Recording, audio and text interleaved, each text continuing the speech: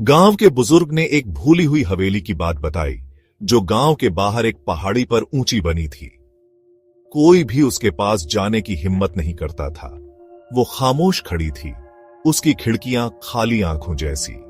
कुछ लोग कहते हैं कि एक ठाकुर और उनका परिवार वहां रहता था, लेकिन एक रात वो गायब हो गए, बस फुसफुसाहटें और परछाइयां छोड़कर। गांव वाले हवेली से आने वाली अजीब रोशनियों और डरावनी आवाजों की कहानियां सुनाते थे।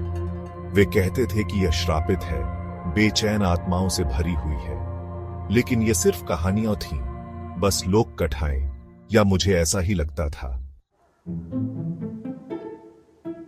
मेरा नाम विक्रम है और मैं एक फोटोग्राफर हूं। मैं भूतों में विश्वास नहीं करता।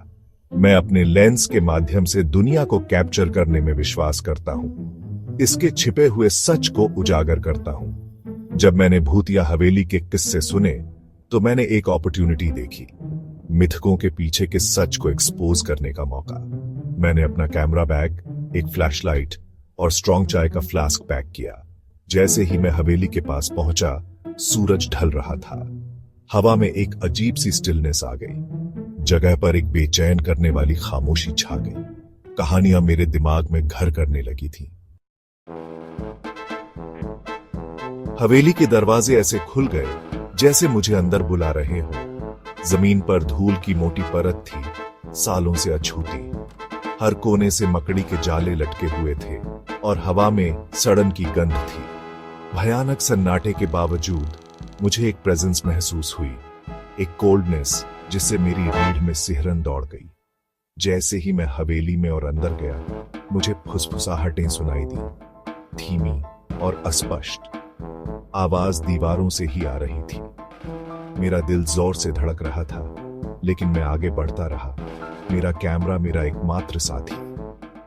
फिर मैंने उसे देखा, दालान के अंत में एक कमरा एक अलौकिक चमक में नहाया हुआ।